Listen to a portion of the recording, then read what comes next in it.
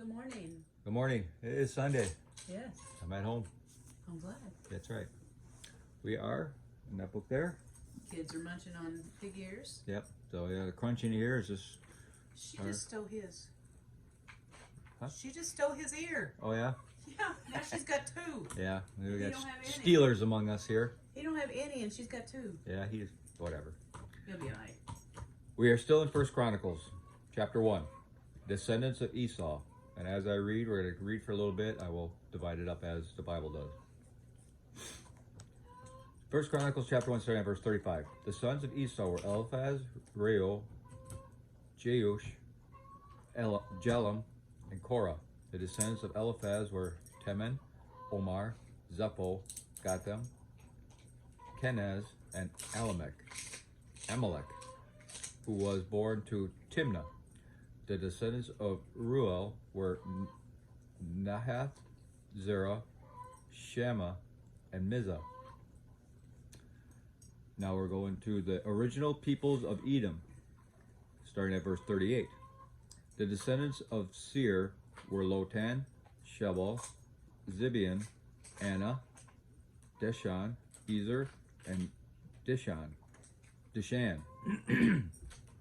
The descendants of Lotan were Hori and Hemam. Lotan's sister was named Timnah. The descendants of Shobal were Alvin, Manahath, Ebal, Shepho, and Onem. The descendants of Zibeon were Ea and Anna. The son of Anna was Dishan. The descendants of Dishan were Hemdan, Eshban, Ithran, and Kiran. The descendants of Ezer were Bilhan, Zeban, and Achan. The descendants of Dishan were Uz and Aaron. Now we're in the rulers of Edom. First Chronicles 1, starting at verse 43. These are the kings who ruled in the land of Edom before any king ruled over the Israelites. Bela, son of Beor, who ruled from his city of Dinhabah. When Bela died, Jobab, son of Zerah from Basra, became king in his place. When Jobab died, Hashem from the land of the Temanites became king in his place. When Hashem died, Hadad, son of Bedad, became king in his place and ruled from the city of Avith. He was the one who destroyed the Midianite army in the land of Moab. When Hadad died, Samlah from the city of Masrekah became king in his place. When Shamlah died, Shaul from the city of Rehoboth on the river became king in his place. When Shaul died, Baal Hanan, son of Akbor, became king in his place. When Baal Hanan died, Hadad became king in his place and ruled from the city of Pau. His wife was Mehetabel, the daughter of Matred and granddaughter of Me-Sahad. Then Hadad died. The clan leaders of Edom were Timnah, Alva, Jetheth, Oholibamah, Elah, Pinan, Kenaz, Teman, Mibzar, Magdiel, and Iram. These are the clan leaders of Edom. Okay, now the commentary. Amalek, Esau's grandson, was the son of his father's concubine. He was the ancestor of the wicked tribe known as the Amalekites, the first people to attack the Israelites on their way to the Promised Land.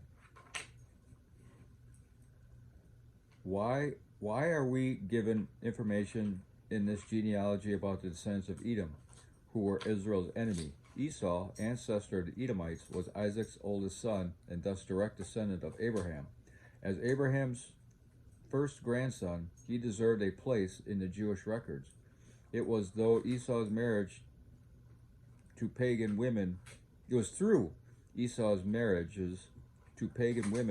that the nation of Edom began.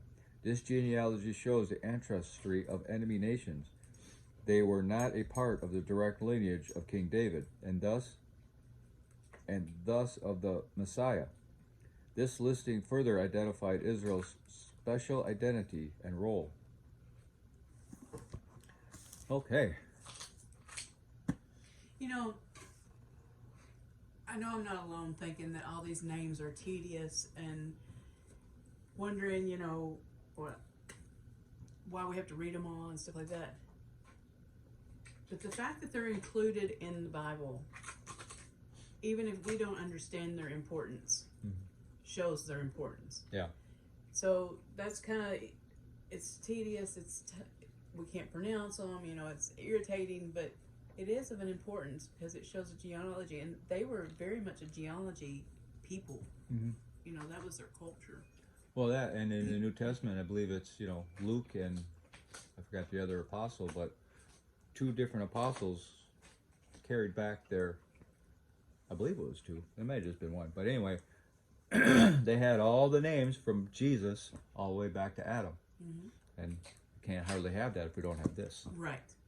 Right. And I know that in our culture, we kind of steer away from that a lot. So this is kind of tedious and pointless to us, but it's not pointless. Yeah. It's just, it's a lot of meaning in it, even if we find it. Most of us can't take our genealogy past the time they landed here in America.